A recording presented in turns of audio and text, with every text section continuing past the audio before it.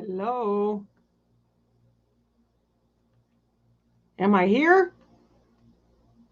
I have no idea. Hold on.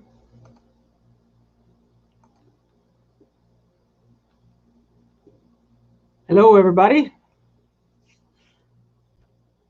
Sit here for a second and see if anybody shows up because I did not tweet this out. Good luck to me. Let's see here. I can open up.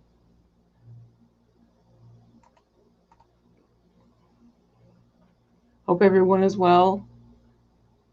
What a busy week. See here.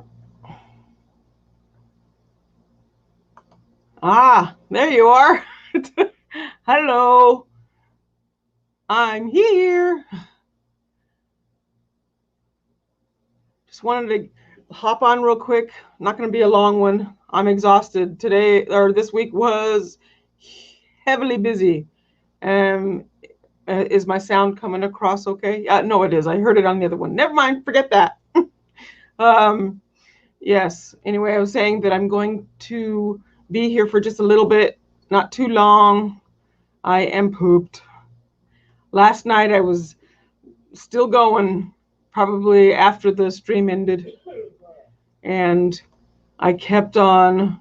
I think about midnight Eastern time, I finally got done with doing the stuff I got to do with the stream. But what an event! What a crazy trial. That's probably a bad choice of words, but you know me, I do that all the time. Hi, David. Good to see you. Hi, Sharpie. Hi, Rick. Beth, Tracy, Bruce. Hi, Bruce. So, I want to see some of your comments about your thoughts on the trial. Those of you who stuck with us all week, a little bit on the trial.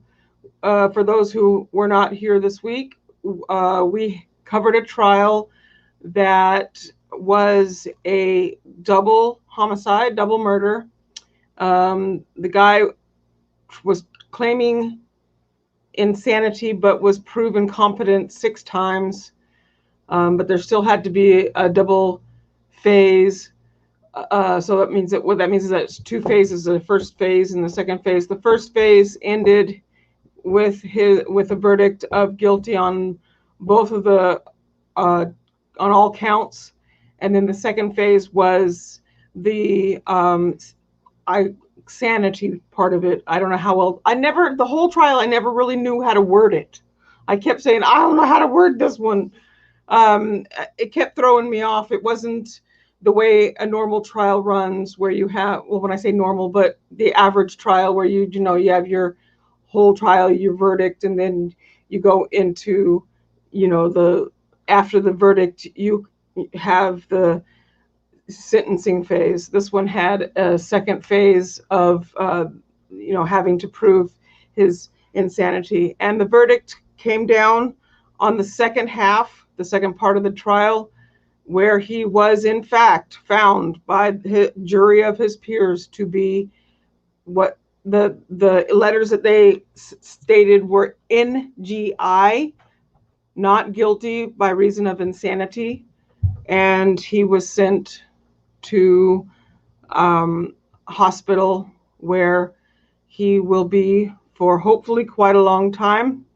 Hopefully, if he ever, gets to a point where he can be released, because it said the terms were up to life, and it was those 2 words. I think I mentioned in the chat that one of our producers, Aaron Keller, gave, or probably the wrong name to call Aaron, but he's one of our hosts on our show. He sent me a thing saying, how to word the Wisconsin thing, and it stated that it was up to life. And so that means that there's a possibility that he could be, eventually released if he is considered or deemed eventually competent, I guess. I don't know what the words are, but for me, I'll kind of look at your thoughts in a minute, but for me, I felt like Um, I, I was talking with Kathy at the after it was over, and she said that she felt that it was a good choice to do it this way because he would get more help in a hospital than he would his, if he was in prison. We all know how that goes. Look at some of the shows out there we watch. They're kind of scary on the subject of people with any mental illness at all or mental issues or whatever. Um, anyway, I feel that the outcome of this, yeah, mentally fit or Whiskey Musings. Whiskey Musings is here with us. He's our friend Kirk's, my husband and my friend Kirk's longtime friend. He has a channel called Whiskey Musings. It's a lot of fun. He has it on Saturdays. Good to see you, Rick. Yes, mentally fit. Um, but anyway, the for me, I felt that it's better that he at least get help. I felt like if he ended up in prison, he very well could do damage there too. I always, kind of looked at it through the whole trial that I don't know if I'd trust him around anybody else. So I'm going to take a look at the comments real quick and see if we can get some ideas. Let's see, we have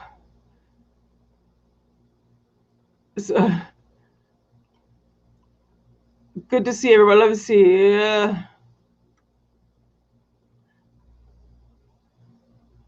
Oh, Sharpie says, my voice sounds crazy coming through the car speakers.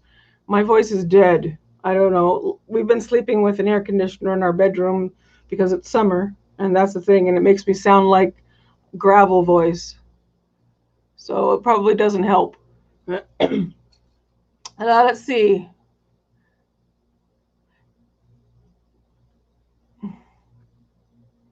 So we have David says that he collected all the crime scene photos. He said they weren't pretty. Um, Beth said it was a train wreck for sure. Let's see. Tracy or Beth says so he is in a mental health facility for life. No chance of getting out because he can hurt himself or others. Uh, yes, it's up to life is the sentence that Aaron quoted to me. So I think, like Kathy said, hopefully he'll be a very old man by the time he gets to where he could be, possibly, if there's any possibility of release, that he'll be an old guy. So that I guess that's something to a positive. Let's see. Oh, David said he went back to the videos and grabbed the crime scene photos. I don't really remember if they showed too many on the screen. They showed some. David said he thought he was guilty on all charges. He was guilty on all charges, yes, but that's that's the first part of the trial. That's phase one. He was guilty. On the second phase, he was found not guilty by reason of insanity, or how they deemed him, he needs to go to a hospital instead of prison. Remember the poll that I put out on the channel? I kept asking people, how do I word this? I just put prison or hospital, but they chose hospital for him.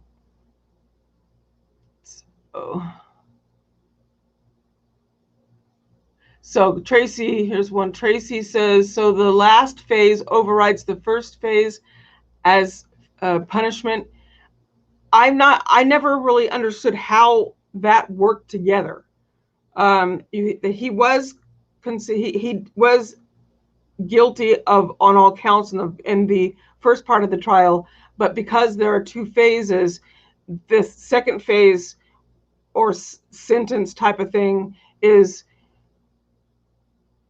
I guess they override. I guess that's a good way to put it. That what you said right there overrides the first one, I guess, is how it would be said. I don't know. Somebody can look that up. I have no idea. And David says he's too dangerous. I felt that. I was one of my worries sitting there. With the whole thing, I worried for the surviving victim, Joel. And I will tell you, Joel got a lot of flack the entire trial. And I tried very hard not to, allow that in the chat as best I could. He got a lot of flack for, quote unquote, not doing enough, locking the victim, Sabrina, in the garage with the defendant, that kind of thing. Like I said, during the entire trial, I don't know how I would react. I can only assume that I probably would react not so great, because I know from experience in being in troubled situations where I do freeze. I don't fight or flight. Somebody added this to the end of that it's fight, flight, or freeze for me, and it's freeze. I completely shut down. I'm no good in any situation where somebody says, "Oh my goodness, this is happening right now." I'm like, it's not fun. So I can't blame him or say anything negative against Joel in how he handled himself, or how he did or didn't, quote unquote, protect the victims or whatever. Any thoughts on that? Let's see. Whiskey Musing says, but will he really get help? Our mental health system isn't the best anymore from what I know. I hope he does. He's going, I don't remember what place they said. She mentioned it. Does anybody remember the place she mentioned he would be sent to? You can tell I didn't have time to look anything up or plan for, this is just me talking about stuff that went on this week. So, but I know that she did mention a place. So I'm hoping that where he goes ends up being a good fit, and and he gets the help he needs. At first, I will say when I heard the sentence, I will say, at first I was like completely blown away. I was not expecting that. I mean, they came back quick the first time. It was only 55 minutes for the verdict. 55 minutes it took. Not even an hour for the initial verdict from phase 1. Second phase was about 3 hours. I believe they wanted to go over the reports from the doctor. And I guess after they went over the reports from the doctor is when they made their decision from reading. The doctor was the defense's doctor, and they read his report, and I guess they made their decision from that. So Beth says, I wonder how ticked off he was, being they flat out said he was mentally ill, and he insisted he was not. He is going to cause major heck the staff and other patients if he has any interaction. I see that. I think that what we saw when he refused to come into court for the second part of the phase, when they were showing the video of him, that he really, what we saw, I think, was really his personality. It's part of who he is. I don't think he was playing it up to get where he ended up getting the choice with the NGI, which is what I have a feeling he was going for. But I do believe he is that kind of guy. He was that upset that, or that and I can imagine he didn't want to be in court and have to watch himself on camera in the hospital. It was all the footage of him, for those who didn't see it or haven't seen the trial yet.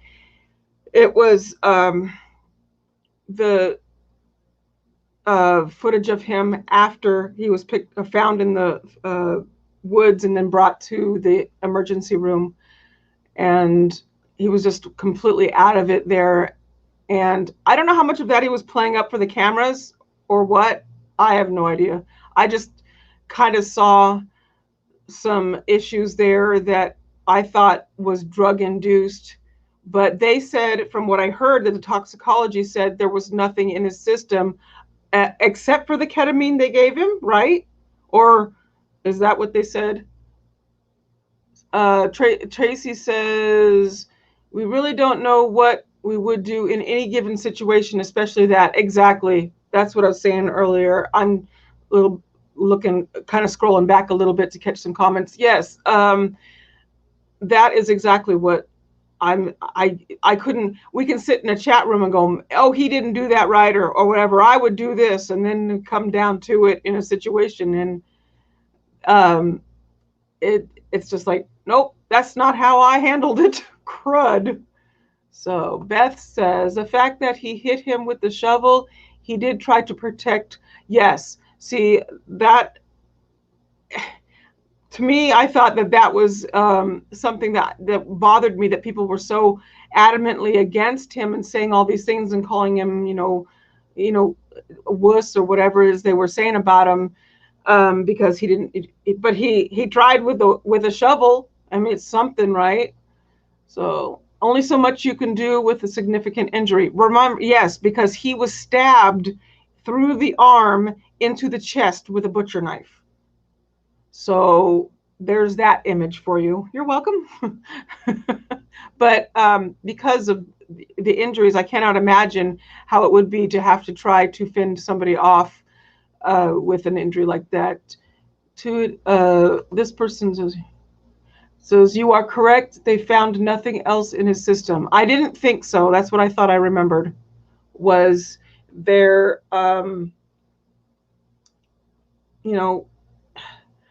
so what I could kind of tell towards the end of the videos that they showed that the ketamine had kicked in, but all that stuff prior, what was that? If it's not drugs in his system, what in the world caused him to react the way he did?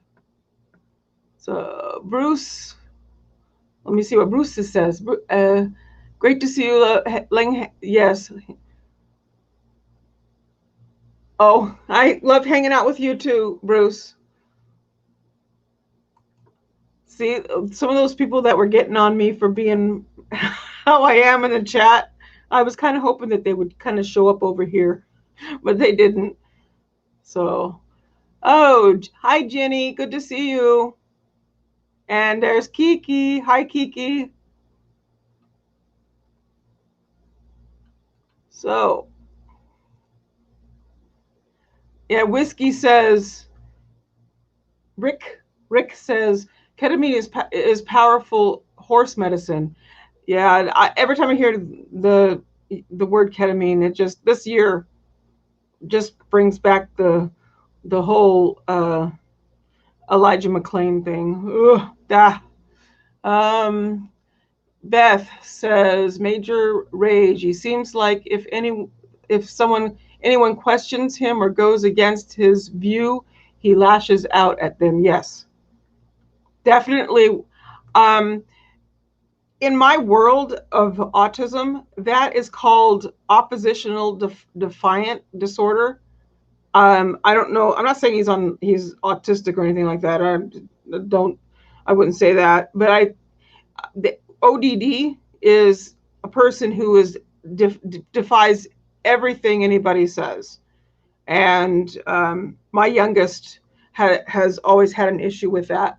And when I was little, it was worse. I tend to be that way a little bit, but as an adult, it's easier to let things go.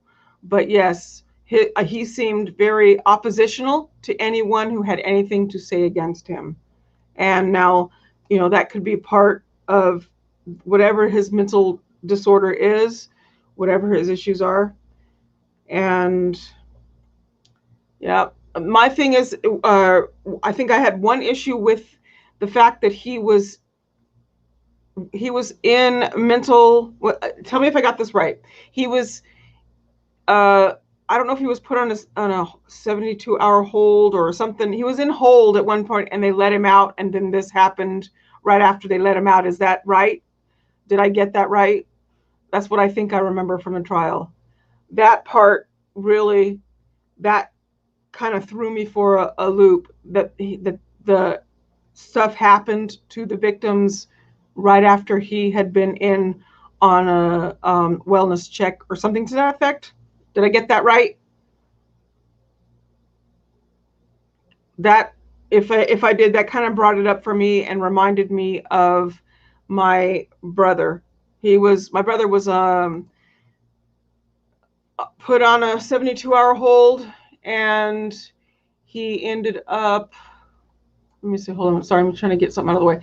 He ended up throwing himself off a bridge 2 weeks after he was let out on the 72-hour hold. So that's why that part really stuck with me. So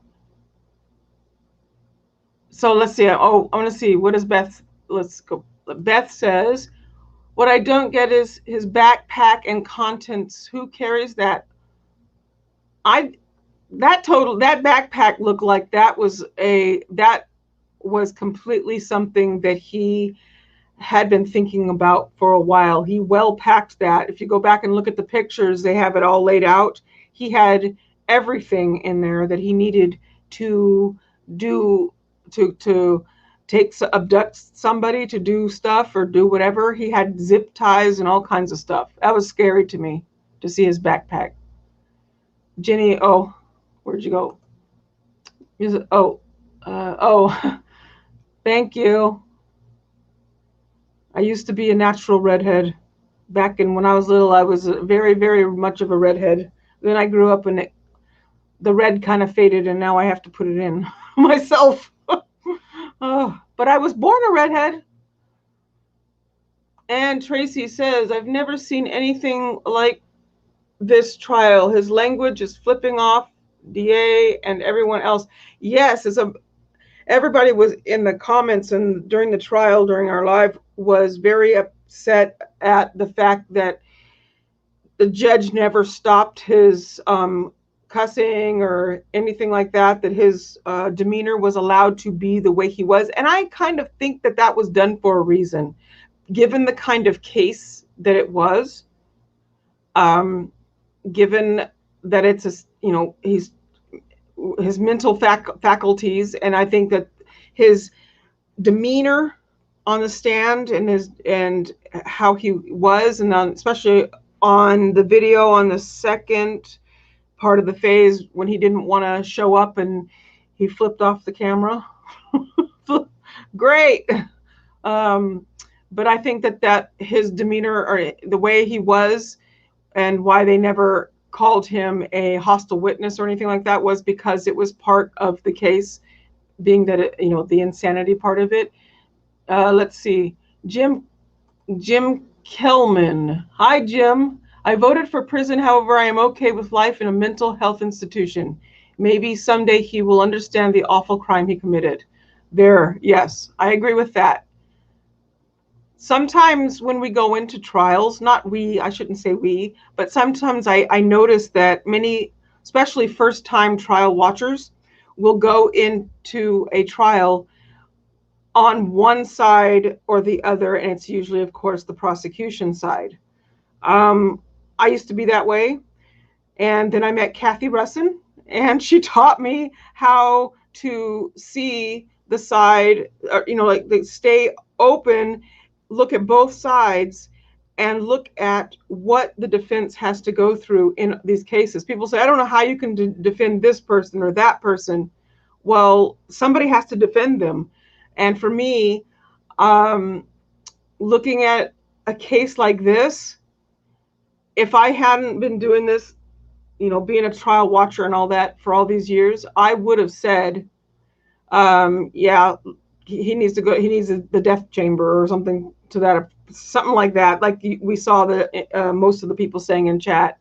And of course, I understand, and for the family's sake and all that, I see that side. It's, there's a lot of, everybody's upset about it. And we did have family and friends in that, understandable. But when you have the mental aspect added to it, I like what Jim said. I'm okay also with the fact that at least maybe he can get some help. And I'm hoping that our system, our mental health system, is adequate now, better than it ever has been for the people like Jacob, you know, so that he can go get the help he needs. Because I do think that if he were put in prison, like I said before, that he would harm others. You know, there's prison justice and all that. But I, you know, would prefer him be where he is going now than in prison, because I don't think that's going to work for him. Beth says, wow, 280. It's a shame that that was not, or could be looked into for the case, past history.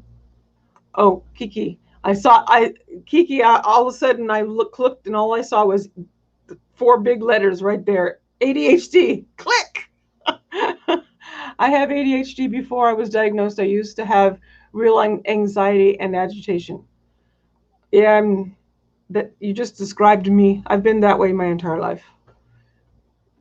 It's part of, I don't have just autism. I also have ADHD and other stuff that goes with that. Ginny, he understands now. I do.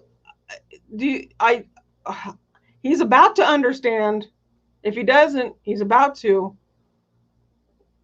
Because I think they'll force his medication. Remember, he would not take his medication. He may have been at the time that it happened, and the reason there was nothing in his system was because he was off his medication, if he was on medication for his mental illness. So he's about to be forced, because remember they said that he had a habit of spitting his pills out. So how long was he without his medication? There's another part. So Kiki says, mental illness sits close to home for me. It does. Yes, it does. And for me, and yes, as well. It was a little bit of a hard case. I don't know if I could have handled this case 6 months ago, maybe, or 8 months ago. It's been a year since my brother passed, over May of last year. So the cases at first, the first part of last year, were kind of tough when we had this subject. So let's see. Whiskey musings, killers with no remorse are mentally unfit for society. Yes. What causes a person to have no remorse? That's and I don't care about anybody. Is that narcissism? Is that part of the diagnosis of mental illness? I mean, you can have mental illness and care. I mean, I know that I've got autism and I'm major empathetic. What do you call that? I have that so bad sometimes when people tell me something, I start crying for no reason. It's kind of embarrassing. Kiki, where'd you go? Oh, I think he understands, but he is for sure so sick that there is no doubt he does not know he did it. At first, when he was in the hospital, that's what I was looking at when he said, what did I do? I think he was legitimately not aware of what he had done.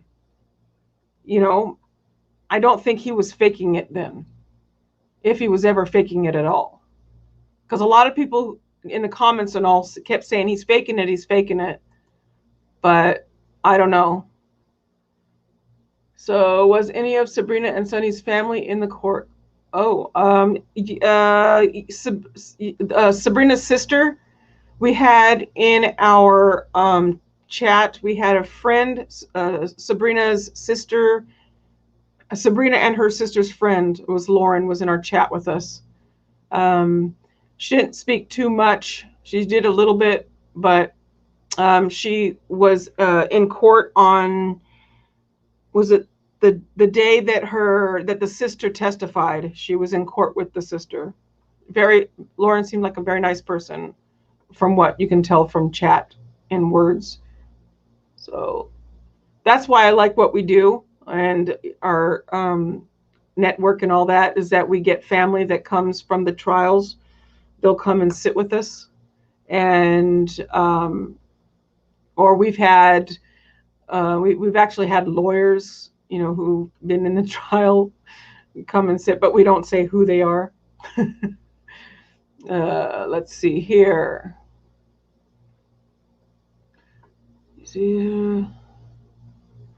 Like Jenny said right here, yes, he will get his meds now for sure. And they will make sure, because he'll be tested to see what his levels are. And he won't, I don't, they'll probably have their ways of, however they deal with people like that who refuse to take their medication.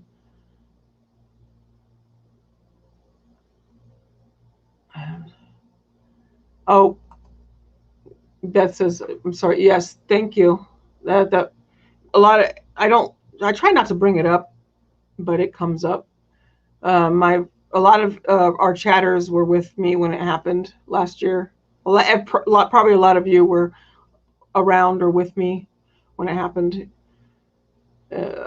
So I have a video that kind of sort of went into explain a little bit about it on this channel. You can go watch it if you don't know what happened. So sorry. Somebody says, what causes that? I think you're talking about, let me see. I don't remember what you were referring to. Narcissist. That word, I can never spell it. I have to like type it out and then look and see if it gets corrected. I never spell it right. I know, Jenny. See, I can't spell it either. Let's see, Beth. Me too. I get drained when I go do out of normal everyday activities. I pick up people's emotions and energy. Yes. Yeah, my son, my oldest son, is very much. He's like I am, in that how you feel people's pain. I don't know how to. I mean, physical pain. Like if somebody describes or says something, and that part, for me, it's the opposite. Like if somebody says I hurt my right arm, and they talk about the thing, I actually have pain in the opposite arm. Don't ask me why. I have no idea. But my son is the same way. If you try and tell him about something that happened to you or whatever, he'll have pain in that arm. I know it's like something going. It's not a normal thing, but it is. What do they call that? Sympathy pain? Something like that. I have that, if that's what you call it.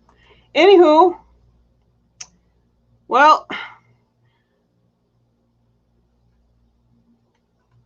great conversation. This is an awesome chat. I actually remembered more than I thought I would.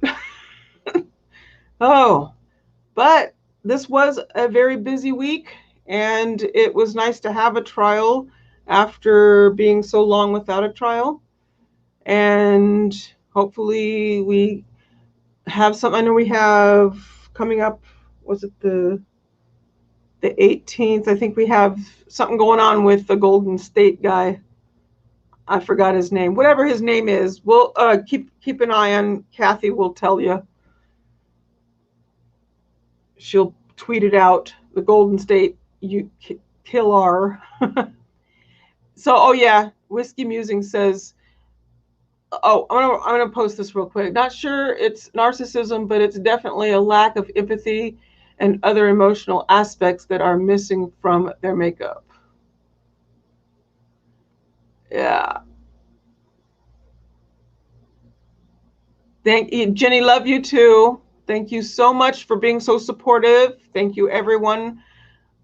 And 280 Zone, good to see you. I don't know if I remember you. You were in the main chat, right? Or on the Long Crime chat, right? So thank you for your efforts. This was an interesting one. I hope I don't get sucked into. No, you got to get sucked. Trials are fun. I've been trial watching. Whew. Well, I got started with trials because my friend's niece was murdered in 1984, and we went to that trial. And because of that, I got very interested in. Then didn't really there was no trial watching back then. You had to actually go to the trials. Then, you know, we had OJ, and that was on the news a little bit, but there was no streaming. You know, you didn't get to really sit down and watch that. But then we had Jody, and Jody came up, and Jody Arias was the trial that got me hooked. And that was her first trial. It was before I met Kathy. I met Kathy right after the Jody trial. So that's where my trial watching comes from. And Beth says, thank you, Addie, for all your hard work and long hours. Oh yeah, we used to, before all this stuff happened this year, we used to do up to 4 trials on the network at a time. We would have all of our TVUs and all our equipment in 4 different courtrooms or whatever. It was a big juggle. But now with remote, we can handle 1. Everybody's remote. It's still remote. We do have some of the hosts for the network do go into the studio, but you can only have 1 person in there with 1 tech person in there to help them out. But yeah, David says Jody was something else. Oh, that was a good trial for a trial watcher. Oh yeah, I actually didn't. I think I didn't watch Casey Anthony. I did not see her trial. I tried to go back and watch it after the fact, but once I know the outcome of a trial, it makes it very difficult for me to sit and watch a trial again. Like reruns, you'd think I'd be good at reruns. No, I'm not. There's only certain things that I can watch over and over again. And Casey Anthony was not one of them.